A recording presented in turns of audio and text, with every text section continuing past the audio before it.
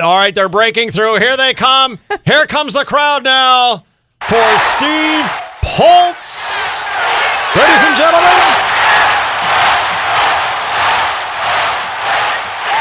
What are they chanting? Chanting. Is it? Oh, Brandon. No, they're chanting Steve Poltz. Steve Poltz. Listen to them. They love me. Oh, everyone loves you. You kidding me? Look at you.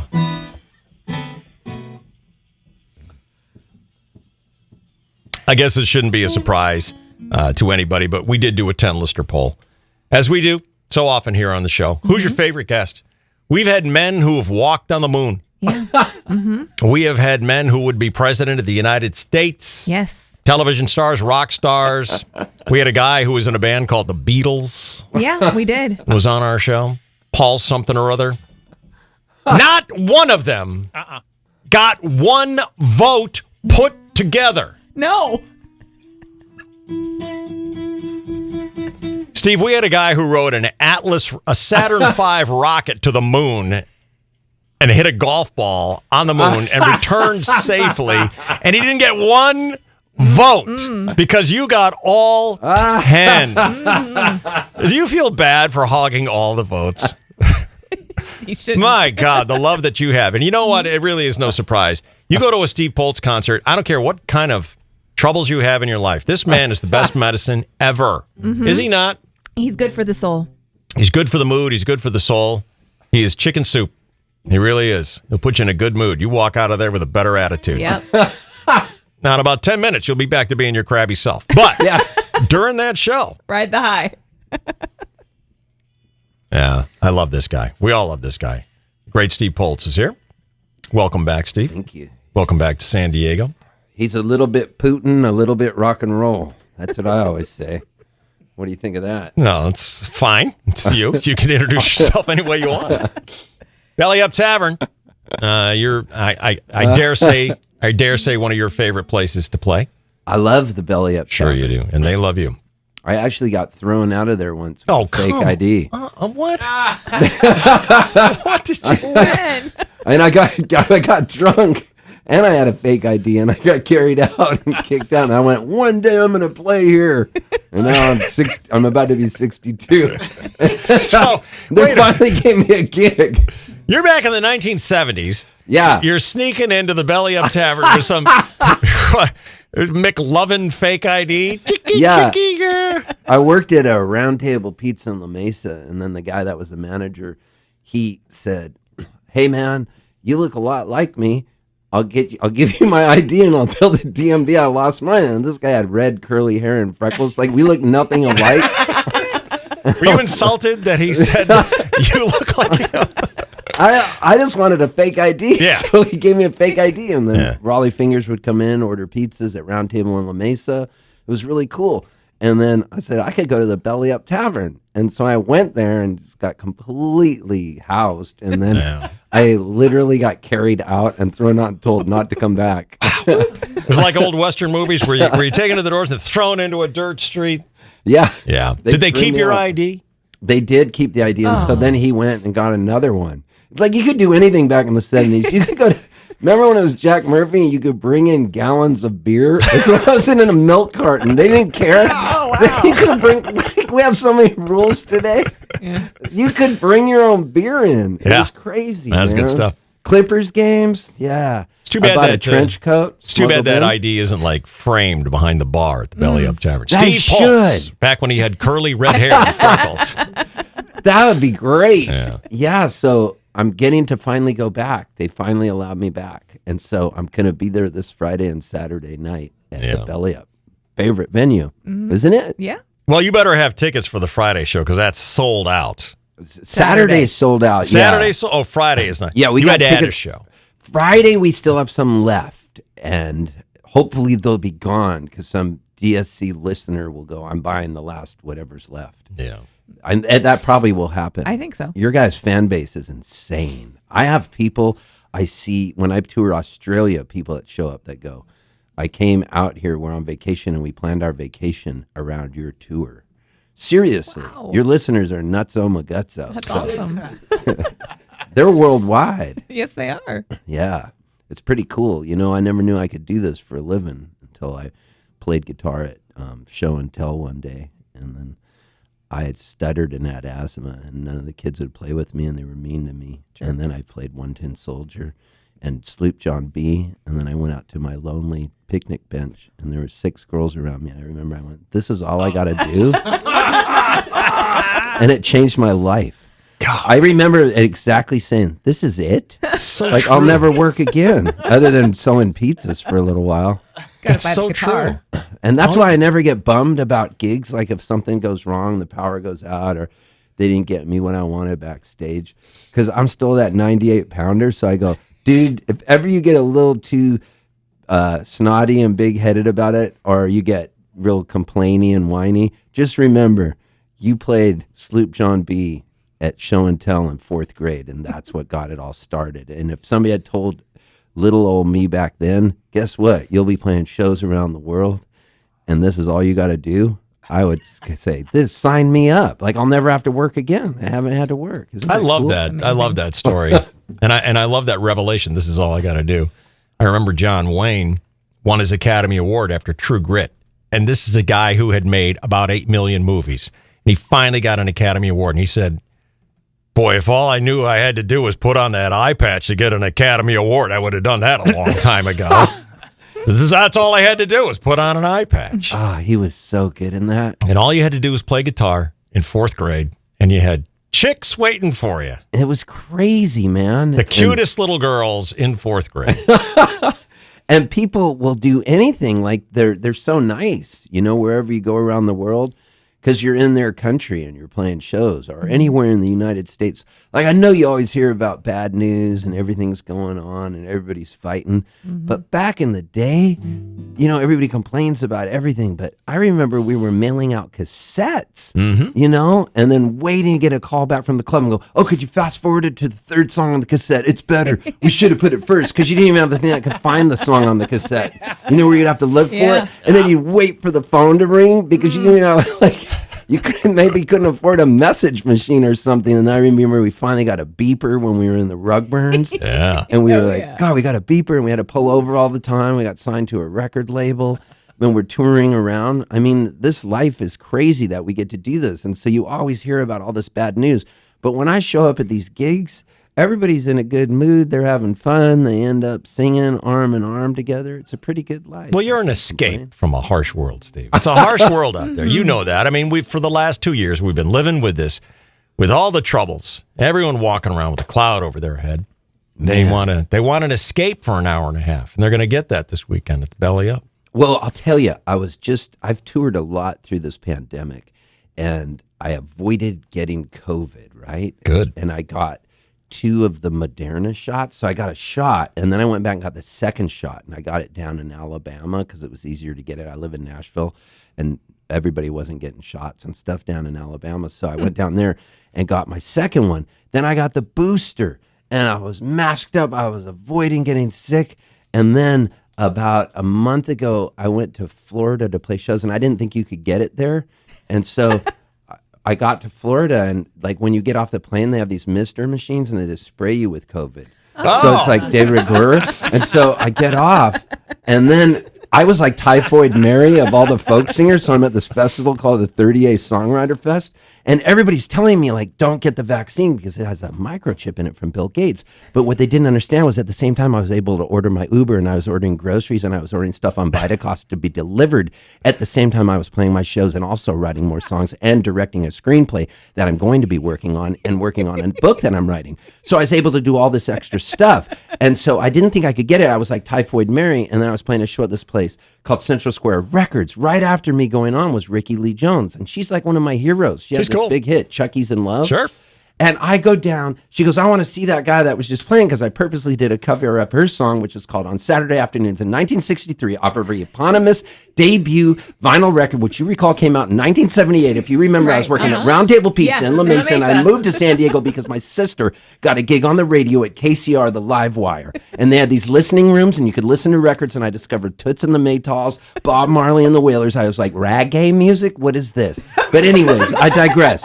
So I go in and I play the show. Ricky Lee Jones goes, "Bring him to me." Like she was Putin, like what I would say. "Bring him down to me." So I come down and Ricky Lee Jones hugs me. I'm giving her COVID. I'm out COVIDing the whole state of Florida. I'm just like walking down the road like my own mister, coughing. I get on my Southwest Airlines flight. Just when we land in Nashville, I go to Sharon, my wife. I go, "I don't feel so good." So I get home. And then she gives me one of those instant tests where you got to wait 15 minutes. Yep. It took 30 seconds, and the line just showed up. And then all these KGB agents showed up at my house, and they blocked it off. They cordoned it off with this yellow tape. And then I go to Sharon, "Do you want me to sleep downstairs?" And she goes, "No, babe. I'm just going to get it.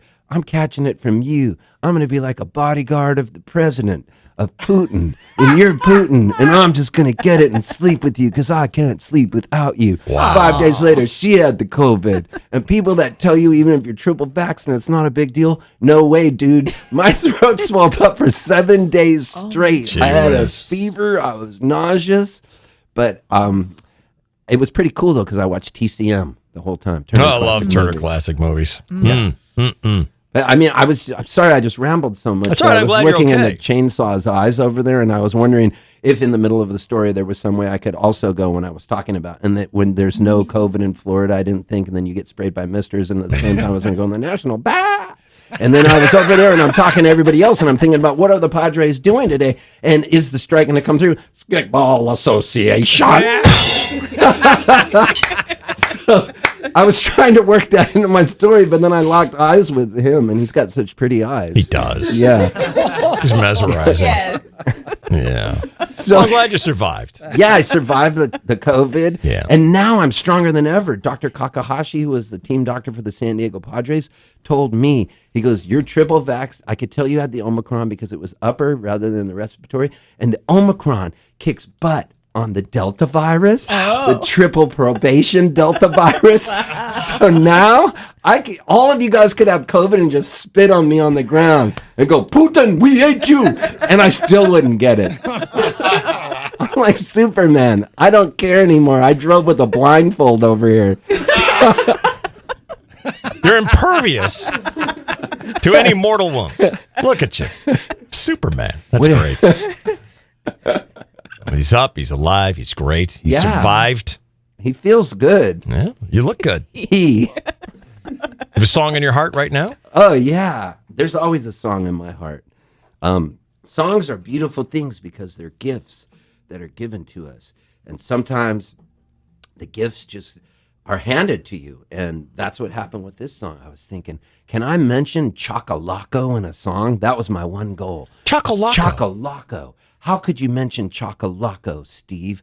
And I went like this.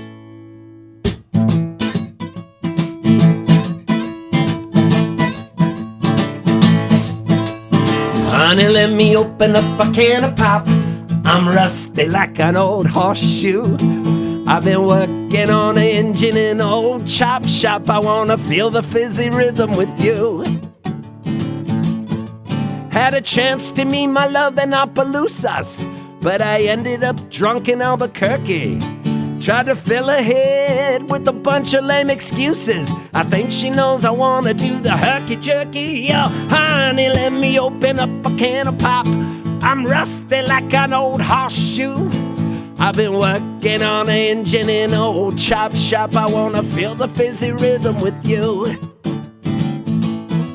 So I asked to try to meet me out in Natchitoches, but a monster chased me down in Chocolaco. And I jump and sprain my ankle on a catfish.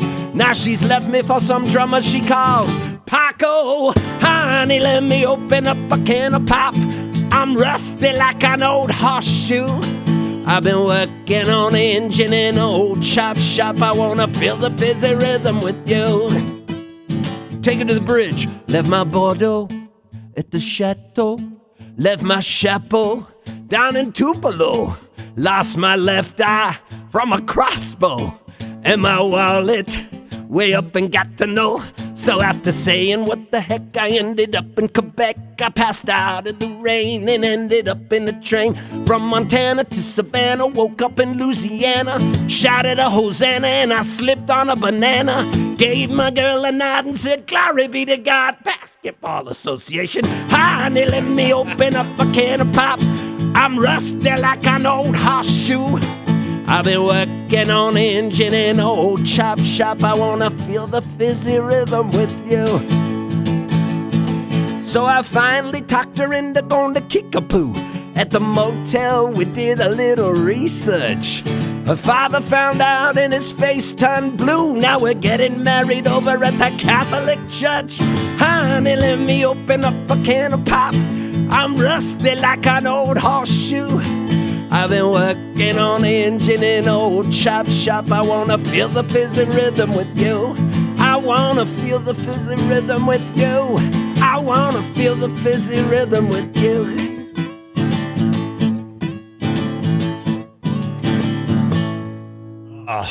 Look at him go. I don't think he's real. What kind of guitar were you playing back there in fourth grade? It was a classical guitar, a gut string one we found in the attic, and it only had 3 strings on it. And so this dude shows up at our house, this guitar teacher, knocks on the door. And I remember I was so scared to open the door because it was my first guitar lesson. And I was standing next to my dad. I was holding my dad's hand, and this guy's standing there, and he must have been 80 years old. And his coat just reeked of like the mothball smell. He walked inside, and I had this old guitar with 3 strings, and he strung it up for me. I've never forgotten that. And then the next thing he did, because he had a wooden leg, he was in World War II, he had lost his leg, and so he was limping. And he goes, ah, ah, ah. He pounded into something. He goes, don't worry, it's all wood. And he goes, check this out. And he popped his glass eye out and held it in his hand. And this is my first guitar lesson. He goes, you want to hold my eye? And I was like, I was too scared. And to this day, I still regret this. So if anybody shows up at the Belly Up this weekend has a glass eye, please let me play marbles with it backstage, because I didn't do it. And I'm so bummed about that. Was that your first hit song? Do you want to hold my eye? Yeah. Do you want to hold my eye? Yeah. So God, I couldn't believe it. And you went to fourth grade and you played Sloop John B. and all the girls fainted dead away. And that was when you knew this is going to be my life. Yeah. How about that? It wasn't that they fainted, but I got some free Girl Scout cookies. All if right. you know what I mean. And so, no, they just were sitting there, and then I had all these friends. So I kept taking the guitar lessons, and it helped me with my stuttering, everything. Music's one of the most beautiful things in the world. That's what we got. It will solve all the problems. I didn't know you stuttered. You had that affliction as a child? I did. How about that? Yeah. Stuttered, had asthma, eczema, teeth growing in out of the roof of my mouth. I was a fragile little kid. My sister would beat people up for me. Yeah. God bless her, huh? Yeah. God bless One your time sister. I drank Fresca, and I had an allergic reaction to Fresca, and I broke out in hives. Oh my and goodness. my balls swelled up like to the size of like a huge grapefruit. And I remember our cousins were out from Canada, and I didn't know what was going on. I go, Mom, my balls are going to explode. My balls are going to explode. And she goes, is it your testicles or your scrotum? And I go, how the hell should I know? I'm only 6 years old. To rush me to the hospital and give me a shot of adrenaline. And I'm so bummed to this day because then they shrunk back down.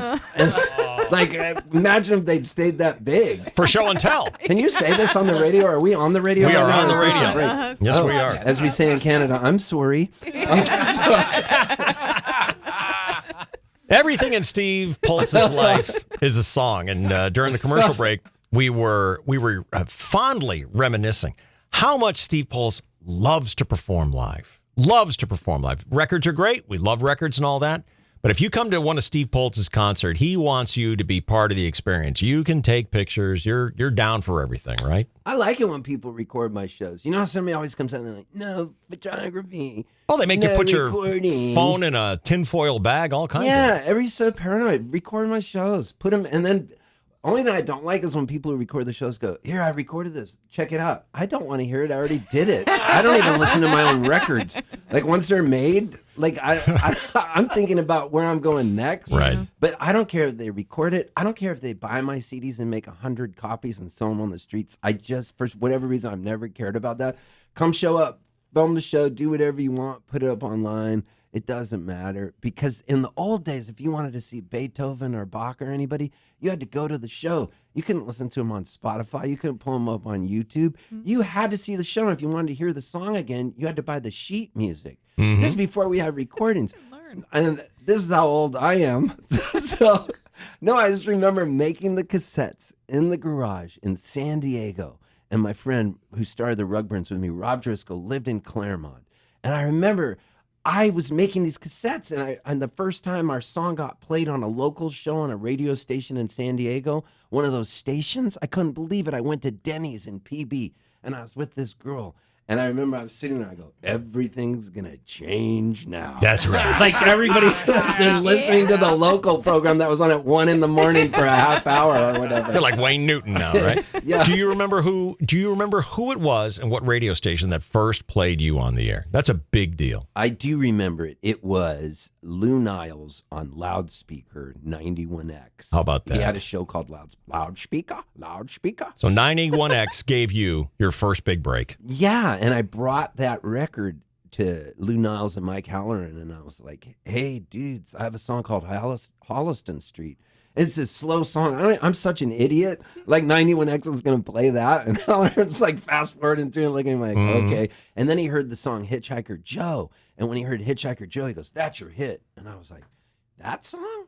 Hitchhiker Joe? Isn't that weird? Going down 5 South, yeah. Isn't that weird but they have an ear for that stuff. That's their gift. Yeah. They know what's going to be a hit for their audience. Were they right? They were right. Yeah. Next thing I know, it's on the top 9 at 9. They had this show, and then we're getting gigs at Mr. Crown's in Tijuana, and we'd start our shows there because all the underage folks could come down and drink it. Like back then, we always have this joke. It was the 80s. It was a different time for any sort of aberrant behavior. Anything that happens, like Hitler could be on. Yeah. Hitler could be on the History Channel, and my wife Sharon will go, it was the 80s. It was a different time. So my friend Mark in La Jolla, this guy, he came up with that whole, it was the 80s. And he passed it to everybody like right. coronavirus. You know, you talk about how if you wanted to enjoy Beethoven, you had to go to the show. Yeah. Because that's the way it was. And we talked about this thing, I don't know, a year or two ago. There was a guy back in New York who had the song that was capturing the nation's attention. And it was like in the early 1900s. So was that one of those kind of songs, like Vodo, Dowdy, Odo, something like that.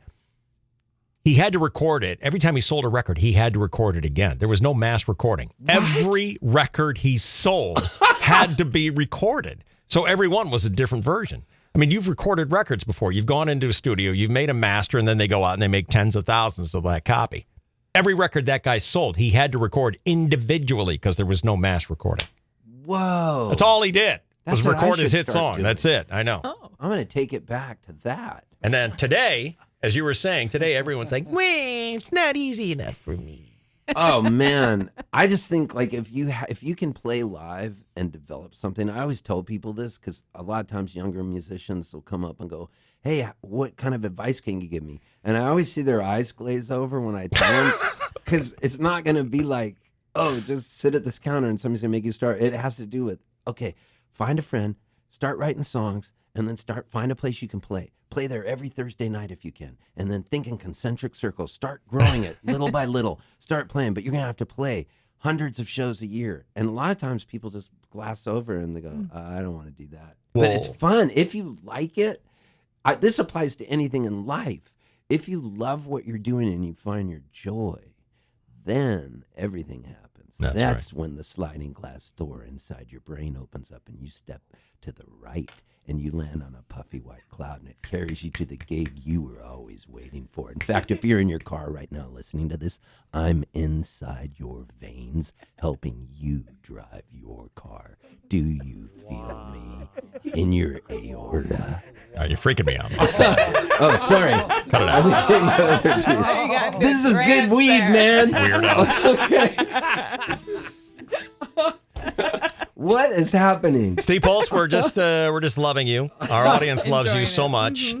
It's always the fastest hour on the radio when you come in and you hang out with us and you tell us what's been going on for the past 6 months or a year or so. And I want to thank you, by the way. You're always so generous with your time. You come in, you hang out with us, you tell us your stories, and sometimes you You don't even have an agenda. Sometimes there isn't even a show. This time there happens to be. Saturday is sold out. Friday is still available at the Belly Up. Go to bellyup.com for tickets for Steve Poltz. Emily told me you can buy tickets for both shows. According to bellyup.com, yeah, I you think can get a 2-day pass. Really? Yep. I think Saturday's been sold out for a few Maybe weeks. they held a couple back for Oh. this special. They're going to make 2-day exceptions ticket. for people who whip out the big bucks, Steve. Yeah. Yeah. You probably don't Money get any of talks. that, but you know. Yeah, it's going to be so fun, though. Yeah. And I'm glad to be in San Diego. What a city. Well, we love to have you back. We were sorry to see you go to Nashville, but we always love that you remember us and come back. Oh, man, I'll end up living here again. That would be great. Nashville's just a little sojourn for like 10 years, and then you got to end up living back here. Back in your roots. Oh, yeah. Well, will you play us one more? Will you play us something that is fond Yes. to you? Something that's Yes. near and dear to your heart? Yes. Here goes.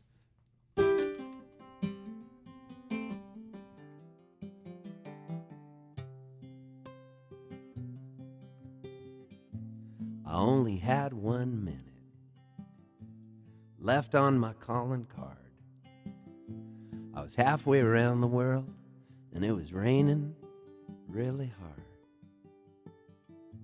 And I only had a couple of aspirin and a half a can of beer. So I swallowed it down for courage, but it was still pretty hard to hear. 'Cause I only had 3 words that I wanted to tell you. But it would be easier if you were here and I could smell you. Words are falling out, I know.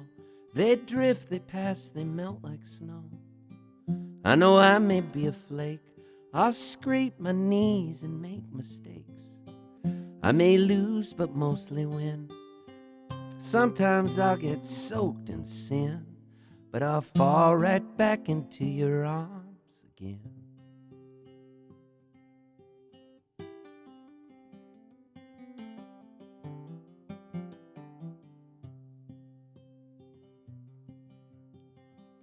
So I ordered 4 cans of Tuies. And I set them on a trunk. Tuies is a lager, by the way, and I know that Boyer was talking to me about Tuies in Australia, so that kind of jogged my memory. Anyways, if I was to say Tuies and I was singing this song in Australia, some people would go, boo! And then other people would cheer. So it depends where you are in Australia. And I was playing this show, and I go, I ordered 4 cans of Tuies. And the director that was filming this whole show of mine goes, cut. And I go, what? He goes, this show's being sponsored by VB, which is Victoria Bitters, so you can't say Tuies. And I was like, well, I wrote it as Tuies because, you know, that was the first beer I remember Australia because I was living in San Diego and I was going to this bar and there was this place where I could drink if I was underage because an Australia dude owned it. It was called the Down Under Tavern, and I had a fake ID from the Dean of Round Table that didn't even look like me, so I would go into the Down Under Saloon there in Pacific Beach, and I wanted to know the owner, and he was this surly Australian guy, so I would clean up, I would sweep the floors, I would wipe the bar stools, and I would go in there and drink with all my underage friends. And he'd go, you gotta try Tuies Lager, mate, it's the best beer. And I just wanted this guy to like me so much. Tuies Lager could have been the worst beer in the world. And he goes, I'm gonna come back from Australia. And those are the days before Amazon, before you could just get any beer you wanted and just make it happen. No, he brought it back and smuggled it into San Diego, a 6-pack of Tuies Lager. And he goes, where's Poltzy? And he called me into his office. And I came into his office. He goes, I got the Tuies Lager right here, mate. And he shuts the door and he pours it into a pint glass. Now, these could have been the worst beer in the world. He could have gone out back to a horse, held it under a horse's penis, and had a horse pee right into the pint glass and fed me a pint of warm horse pee. And I would have drank it and said, this is awesome. That's how much I wanted that guy to like me. So he gave me the pint of Tuies and I chugged it down. And I go, this is awesome. And next thing I knew, I was that guy's friend. So I'm doing the shoot in Australia, and the guy goes, you can't say Tuies. And I told him the story about the Down Under Saloon guy and everything about the horse pee. And he goes, mate, that's too much information. We want you to say Victoria Bitter. And I go, I can't do that. I go, what would Neil Young do? He wouldn't sell out. And then all of a sudden, future Neil Young showed up to me back then. It was in the 90s. He goes, I'm taking my music off Spotify. And I go, future Neil Young's doing that? Who's future Neil Young? What's Spotify? And he goes, you don't even have any idea. There's going to be file share, and there's going to be named Sean Fanning from Napster. Everything's going to be changing. I go, what do you mean? What's going on? I thought I'd always be able to be paid for my recordings. And then future Neil Young goes, yo, look out for what's going to happen, dude. It's going to be crazy. And I go, future Neil Young, leave me alone, because right now these guys are offering me $50,000 and I didn't realize it. And I said, you guys are offering me $50,000 if I say VB? And then I go, well, Neil Young has a lot more money than me, so I'm going to say VB. So he says, say, I ordered a couple bottles of VB and set it on the trunk. Don't say cans, because we're promoting bottles. So I go, all right, I'll do it. Every man has his price.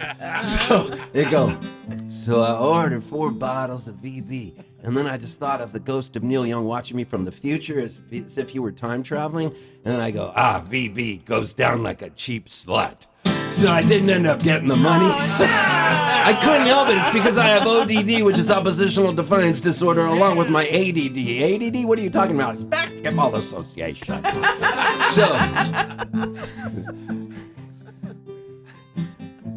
So I ordered 4 cans of Tuies. And I set them on the trunk. Had a long conversation with a hopeless drunk. And I only had 5 tickets and 6 new friends. So one of them had a hissy fit and rode off in a Mercedes-Benz.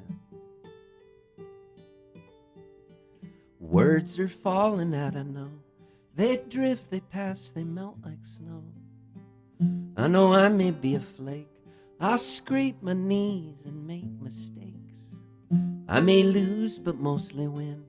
Sometimes I get drenched in sin, but I fall right back into your arms again.